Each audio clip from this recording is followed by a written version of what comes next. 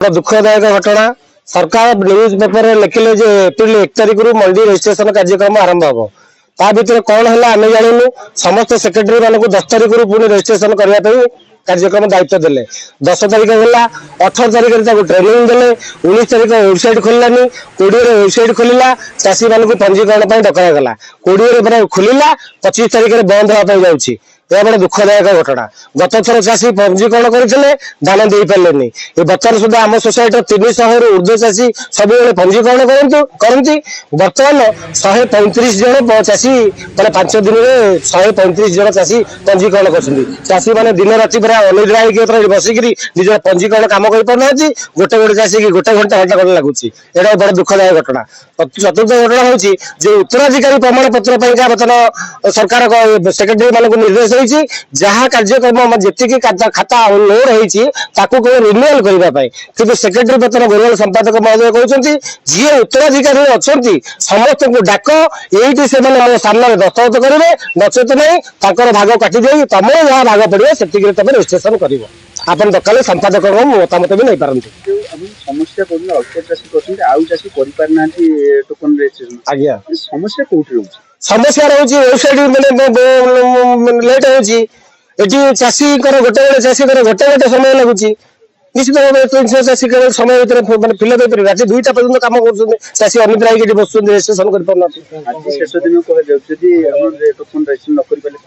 सरकार दबा सरकार कहूँ कार्यक्रम चाषी समस्या बुझंतु जदि जनहित मंडीटा मतलब उत्सर्गीकृत ताले सरकार या स्वतंत्र चाषी समस्या बुझंतु एवं या 10 दिन आहरी एक्सटेंशन करंतु जदि सरकार न करेंगे आगामी बर्तमान पंचायत निर्वाचन अच्छे सरकार देखो सरकार चिठी अनुसार 10 तारिख पंजीकरण फॉर्म माने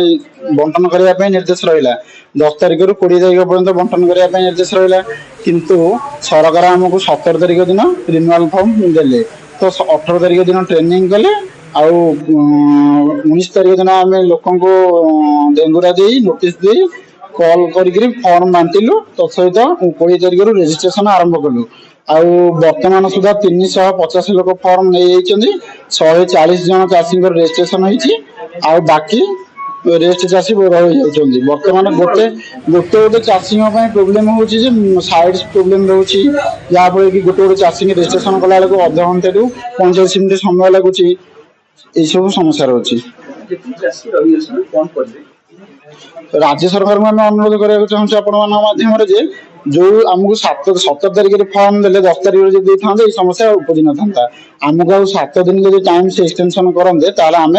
समस्त चाषी पंजीकरण समय सारी करूँ जदि लीगल हेयर जेहेतु राज्य सरकार कहते जदि जमी मालिक मृत थे से लीगल हेयर देवे लीगल हेयर जदि जो मान पाखे स्वल्पकालीन समय पाइपर ना से आरआई ऑफिस आरआई रु से आरआई ठारू कृषिनामा ना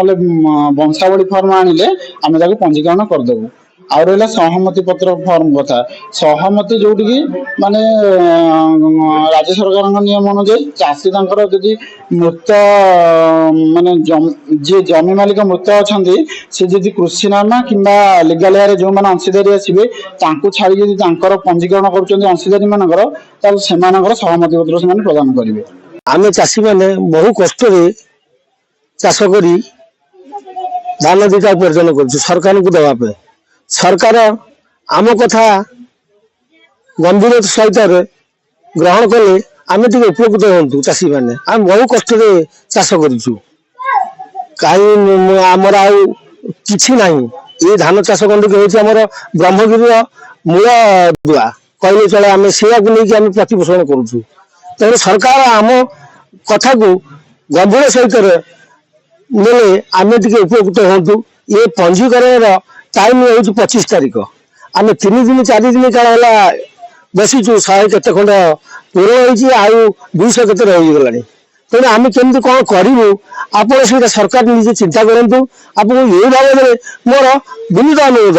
मुझे जनाऊँ।